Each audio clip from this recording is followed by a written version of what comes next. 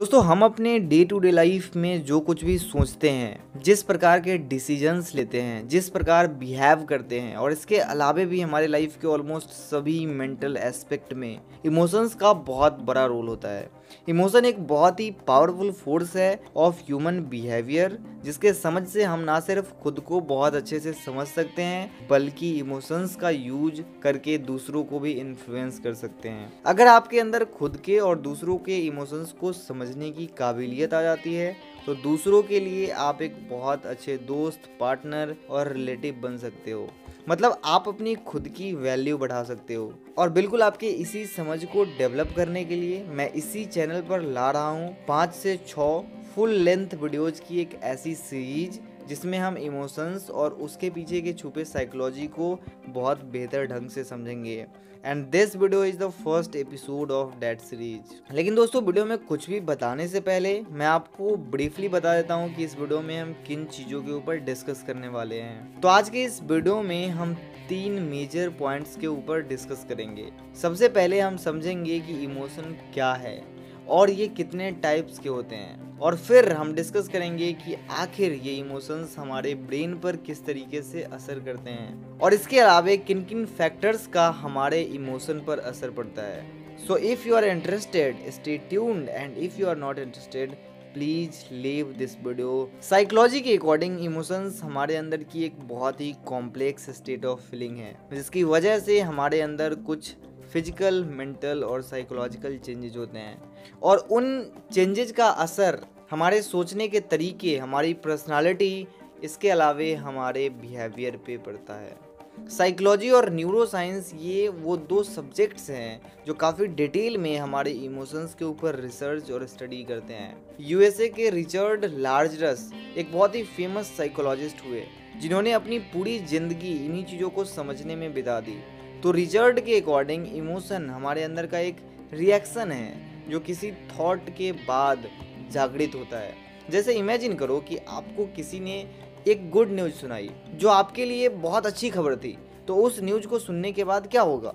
आपका ब्रेन उस न्यूज़ को प्रोसेस करेगा और ये समझने की कोशिश करेगा कि ये न्यूज़ वाकई में गुड है या नहीं, और फिर उस थॉट के रिस्पॉन्स में आपके अंदर हैप्पीनेस वाला इमोशन जागृत होगा, जिसे आप अपने फेस के एक्सप्रेशन के थ्रू या स्माइल के थ्रू रिप्रेजेंट करोगे।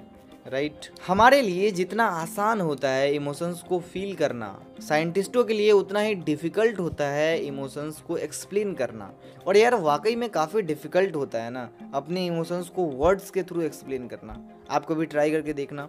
कई बारी तो हम डेली लाइफ में ये बोल देते हैं कि यार अभी जो मैं फील कर रहा हूँ मैं उसे शब्दों में बयां नहीं कर सकता। और इमोशंस को समझना इसलिए भी डिफ़िकल्ट है क्योंकि ये बहुत ही कॉम्प्लेक्स है, और कॉम्प्लेक्स इसलिए है क्योंकि ये मिक्सचर है हमारे हार्मोन्स और अनकॉन्शियस माइंड का। इमोशन के ऊपर बहुत सारी थियरीज लिखी गई। कई साइंटिस्टों ने अपना पूरा कैरियर इन्वेस्ट कर दिया इसे समझने में और लोगों को समझाने में, और सभी थियरीज डिफरेंट तरीके से एक ही कॉन्सेप्ट को डिस्क्राइब करती है। मैं कुछ थियरीज की लिंक डिस्क्रिप्शन में डाल दूंगा, अगर आप इंटरेस्टेड हो तो ज़रूर पढ़ना।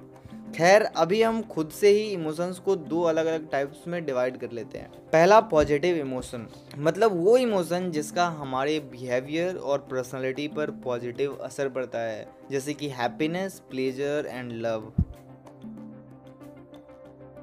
मतलब वो इमोशन जो हमारे बिहेवियर और पर्सनालिटी को निगेटिवली अफेक्ट करता है, जैसे कि एम्बैरेसमेंट, फियर, सैडनेस इत्यादि।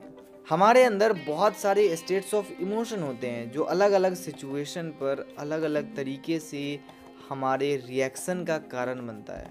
विकिपीडिया के अकॉर्डिंग हमारे अंदर 6 बेसिक इमोशंस होते हैं: anger, fear, sadness, happiness, disgust and surprise. और इसके अलावा भी बहुत सारे सब स्टेट्स ऑफ इमोशन होते हैं जिसे आपने कभी ना कभी जरूर फील किया होगा, जैसे कि aggression, anxiety, depression, doubt, empathy, gratitude, hope, hunger, horror, love, loneliness, pleasure, pride, regret, same, shock, sympathy, etc, है ना। साल 1872 में चार्ल्स डार्विन की बुक पब्लिश हुई थी जिसका नाम था the expression of the emotion in man and animal. इस बुक में डार्विन ने एनिमल्स और हम इंसानों के इमोशन के एवोल्यूशन के प्रोसेस को समझाया था और उसके ऊपर डिस्कस किया था। और नो डाउट कि चार्ल्स डार्विन का काफ़ी कंट्रीब्यूशन रहा है इमोशंस के इस फील्ड में, और शायद इसी वजह से चार्ल्स डार्विन को ग्रैंडफादर ऑफ इवोल्यूशनरी साइकोलॉजी कहा जाता है। और उसके बाद से लेकर अब तक साइंटिस्ट लगे हुए हैं इमोशंस को समझने में, और अभी भी रेगुलरली रिसर्च हो रहे हैं। लेकिन फिर भी अभी तक जितना हम इमोशंस को समझ पाएँ उसी के बेसिस पर आइए समझने की कोशिश करते हैं कि आखिर ये चीज़ें हमारे अंदर कैसे काम करती है। तो बायोलॉजी के अकॉर्डिंग नर्वस सिस्टम हमारे बॉडी का सबसे कॉम्प्लेक्स पार्ट है, जो बॉडी के दूसरे पार्ट्स को सिग्नल्स भेजता है और उन्हें गाइड करता है एक्शंस लेने के लिए। देखो, नॉर्मली होता ये है कि जब भी आपके ब्रेन के पास कोई इन्फॉर्मेशन पहुंचता है तो उसका एक स्पेशल पार्ट एक्टिव हो जाता है उस इन्फॉर्मेशन पर रिएक्ट करने के लिए, जो आपका इमोशन बनकर आपके बिहेवियर पर असर डालता है। और उसी के थ्रू ये कहते हैं ना कि इसकी बिहेवियर अच्छी है। जैसे किसी भी बैड न्यूज को सुनते ही लोगों का मुंह उदास हो जाता है और गुड न्यूज सुनते ही आपके चेहरे पे स्माइल आ जाती है ऑटोमेटिकली। मतलब हमारे इमोशंस का असर हम पर सिर्फ मेंटली ही नहीं बल्कि फिजिकली भी होता है। अब आइए जानते हैं कि आखिर किन फैक्टर्स की वजह से हमारे अंदर ये डिफरेंट टाइप के इमोशंस डेवलप होते हैं। तो देखो, हमारे इमोशनल होने के पीछे अलग अलग सिचुएशन और एज का बहुत बड़ा फैक्टर्स काम करता है। मतलब आपके इमोशनल होने की वजह कोई सोशल कॉज हो सकती है, रिलेशनशिप कॉज हो सकती है, या फिर कोई दूसरा इंडिविजुअल कॉज हो सकता है। तो गाइज, ये थी इमोशंस के बारे में एक इंट्रोडक्शन वीडियो। इसके नेक्स्ट एपिसोड में हम पॉजिटिव और नेगेटिव इमोशंस और उनके इफेक्ट को समझने की कोशिश करेंगे।